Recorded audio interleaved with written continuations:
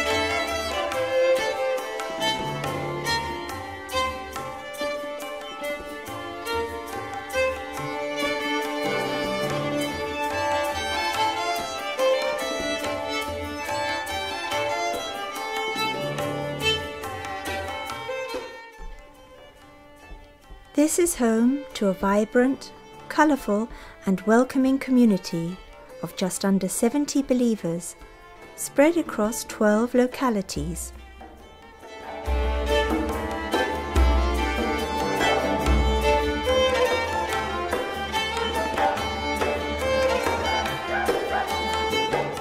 My name's Zach. I've been in Bangor for over 5 years now.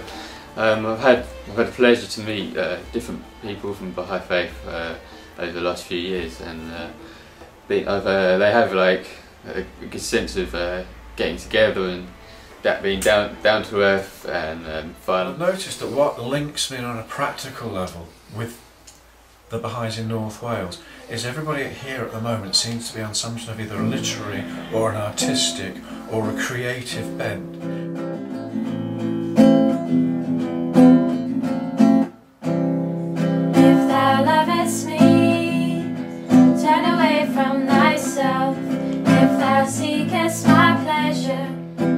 There is so much creativity going on. I mean, okay, we get together for devotionals, we get together for bookwork, but we sing, we're in various choirs, we're in various musical groups, and there is this wonderful celebration of life that goes on.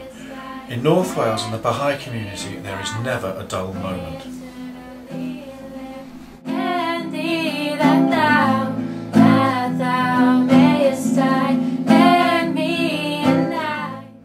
North Wales in general, because of the landscape and the scenery, it attracts the sort of artistic type, and there's quite a strong art community in such a sparsely populated area, and the Baha'is themselves are a lot of them are very talented artistically, whether it's musically or painting.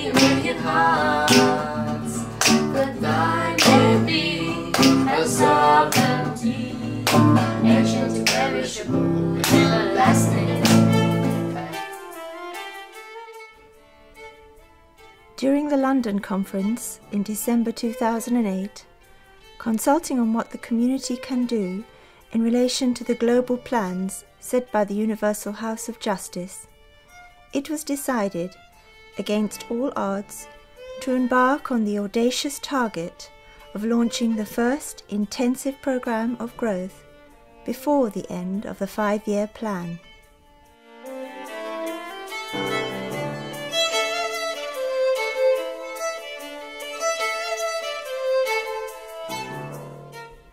An intense, focused and systematic work started, and the goal was achieved on the 17th of January 2010, a year earlier than anticipated.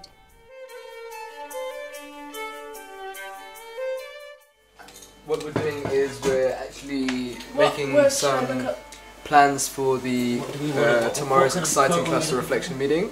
Down here we have the beautiful Area Teaching Committee, the ATC, putting some plans together, and we're just coming up with some beautiful ideas of how to liven up and spiritualize tomorrow's beautiful gathering of souls. So yeah, this is really what's happening.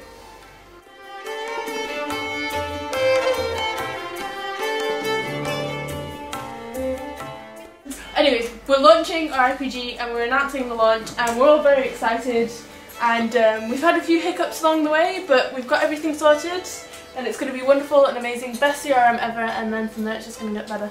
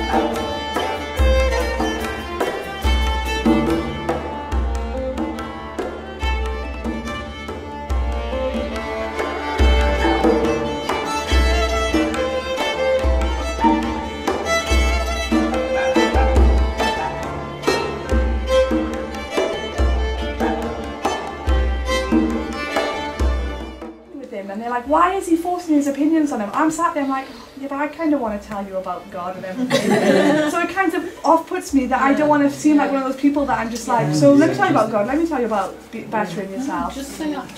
I actually said, okay, I'm going to invite my friends round and try and engage in a spiritual conversation with these people.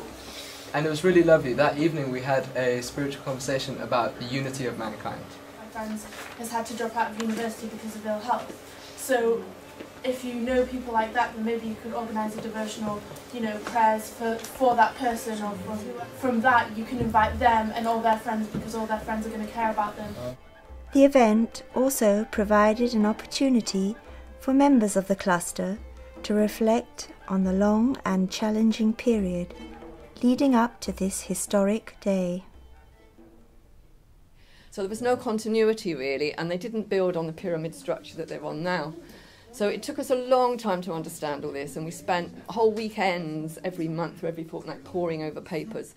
But eventually we trained the first batches of the Welsh facilitators, mainly up in the north. They used to come up, we'd got through most of the books up here. So when we came back to deliver this in Wales, we tried to recreate this, and it was a very exciting time. And the biggest barrier, or one person who was most against it when we did Liverpool Book 1, the first one ever, was somebody who then became its champion down in Mid and South Wales, and she dedicated her whole life to train the people down there at the very beginning. So people who were very much against this initial thing often turned out to be its champions. It really got us thinking about training, and this is when the training institutes were first mentioned, and we hadn't a clue, not a clue what they were for and what they were supposed to do. It did seem almost miraculously, all of a sudden we were a stronger cluster than we had been before. And of course in the devotionals we had, which would really be Baha'i devotionals, but that we might try and invite one or two people in and be careful about how many Baha'i writings we put in, to changing, to really getting the idea that these are activities that are open to all, in the sense like Penny was saying, it's a service to the community.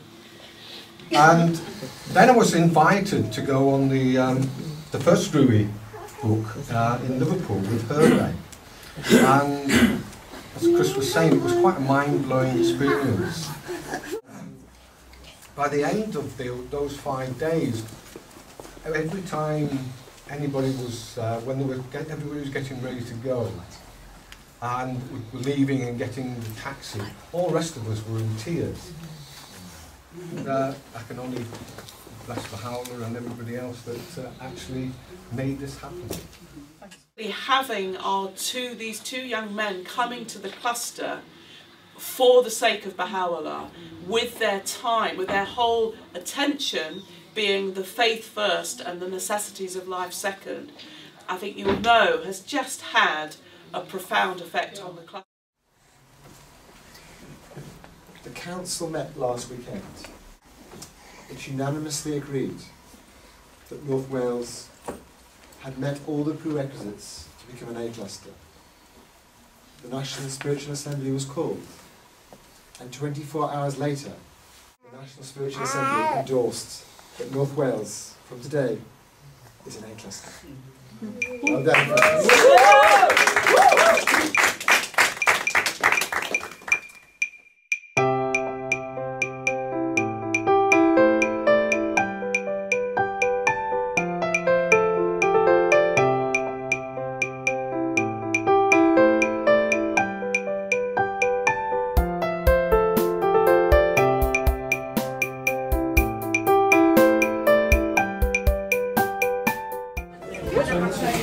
I feel amazing. Today's cluster reflection meeting was so inspiring. It was so wonderful to have members of the institutions here with us. We had the auxiliary board members, we had a representative from the National Spiritual Assembly, we had a message at the end from Councillor Viv Craig as well.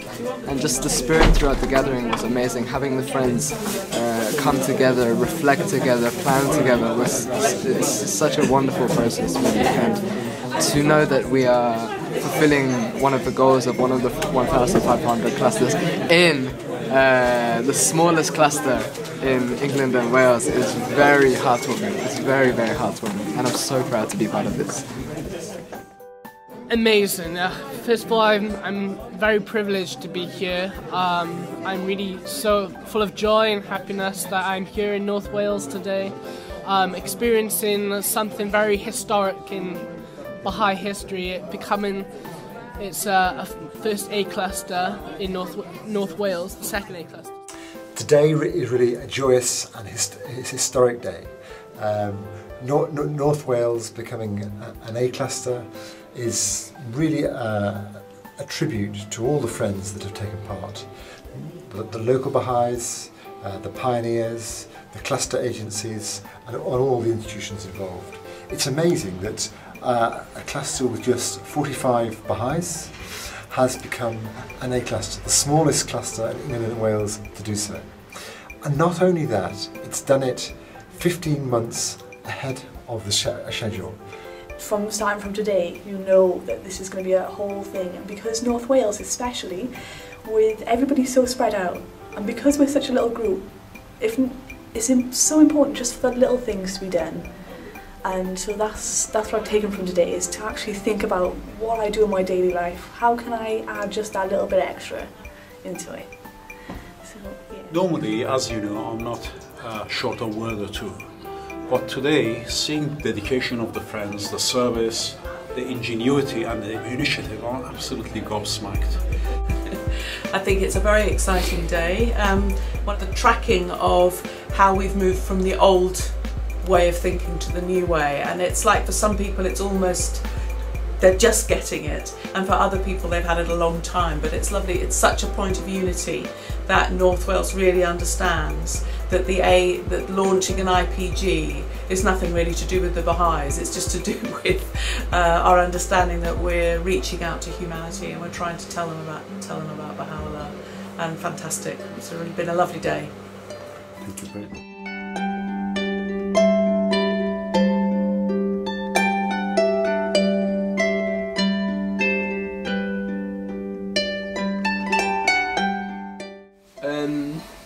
I think there is a need of pioneers in the North Wales cluster, because we're at a special time at the moment where we're working towards launching our intensive program of growth.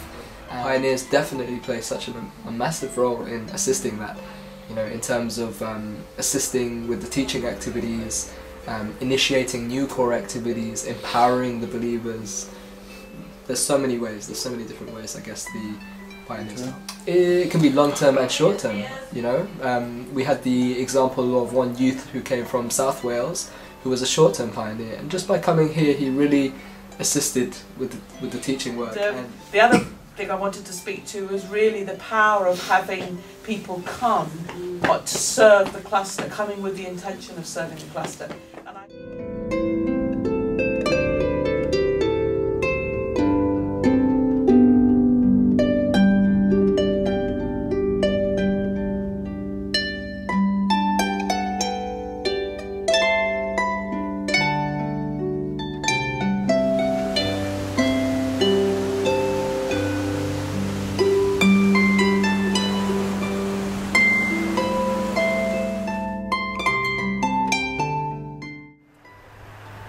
Mae mynyddoedd Eryri yn môr hyfryd. Mae'n creu teimladau ysbrydol yn y galon.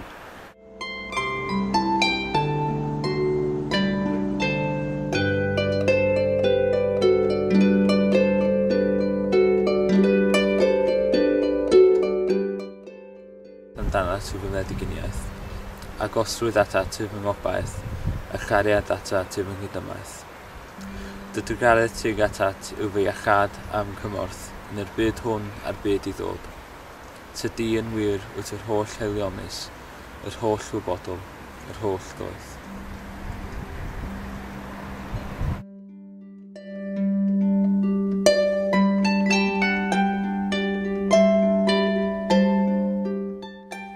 If you're bored and you're living in Bangor, well, there's something wrong with you.